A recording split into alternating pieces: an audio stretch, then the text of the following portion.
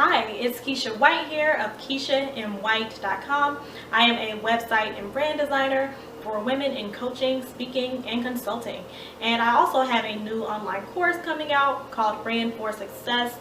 It's for new business owners who may need a little bit more clarity on what to offer in their businesses, how to package it up, how to price it, how to market yourself, and then how to do your own website and branding as a new beginner business owner. So definitely check that out. I'm super excited. So our last step is the website design step. So to do a quick recap, we started with brand strategy, where we defined what the client's brand strategy is overall, and what are the goals, and who are we appealing to, and that type of thing. Then we moved on to the strategic content planning.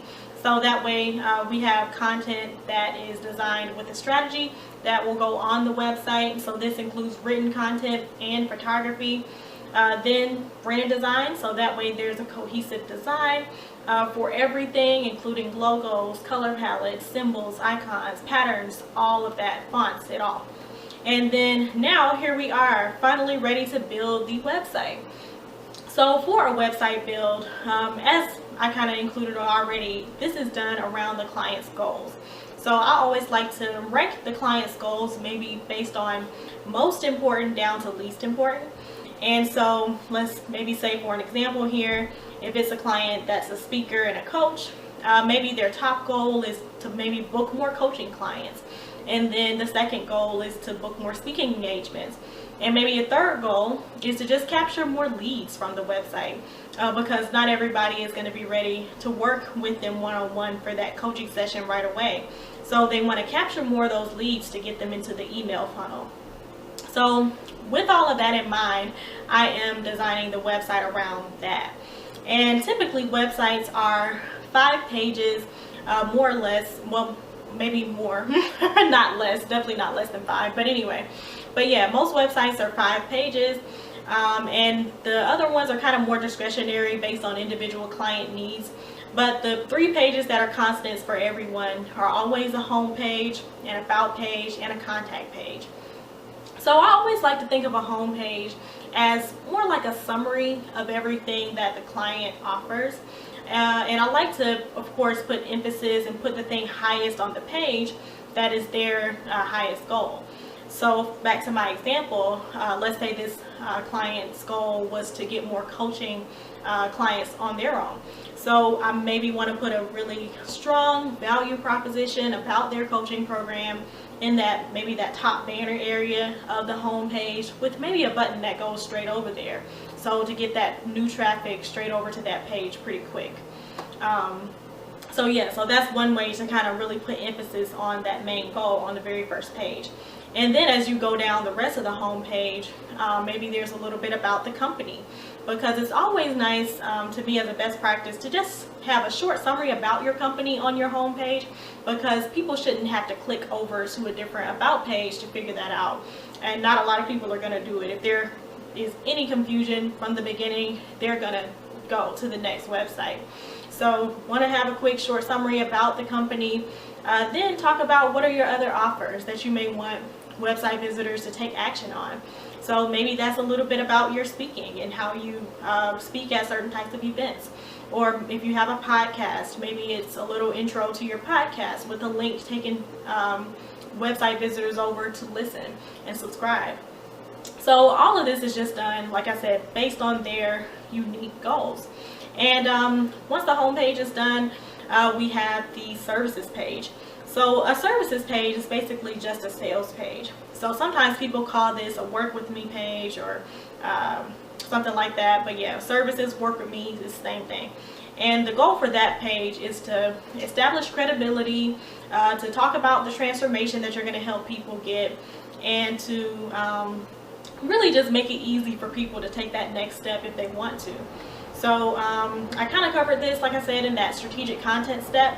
So anything that's included here is usually maybe an overview of the program, maybe a little talking about the problems that their target clients are struggling with and the benefits that they can give them, and then those things that help them establish credibility, like the past testimonials or logos where they've been featured and even their background that makes them qualified to help.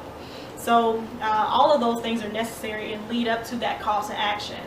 So sometimes for the call to action, it might be a consultation form to just go straight to a consultation call, like if it's a client that wants to get coaching clients, or it might just be a form if my client wants to kind of be more discerning about who they get on the phone with.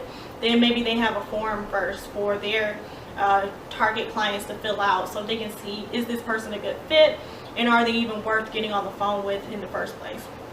So once that is created for services, yeah, that's pretty much it for your services page.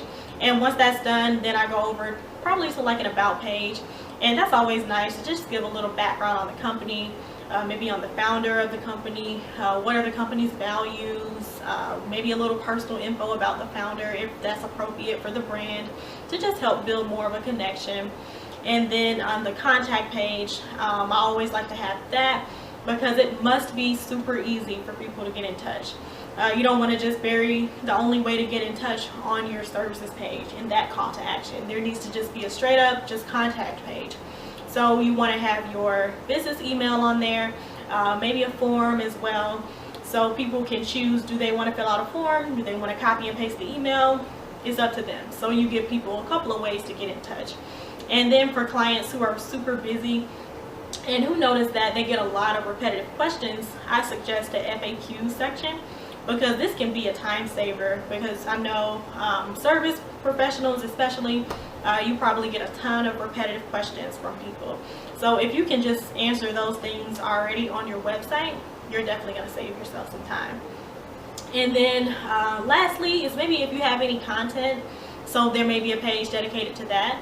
So if you have a blog, maybe you have a blog page. If you have the podcast, maybe a podcast page. Or even if you have a book, maybe a page dedicated to that. So these types of things are just depending on my unique client and what they offer. And even if they were a speaker, maybe they have a page just for speaking, so they can kind of promote those speaking services and signature talks and all of that stuff. And then last but not least, I like to do welcome pages too. So these are wonderful, especially for service-based businesses. So when you're onboarding new clients, if you're communicating the same directions to them every time they get started with you, you can put that all on a nice welcome page and just send them a welcome link when they start working with you.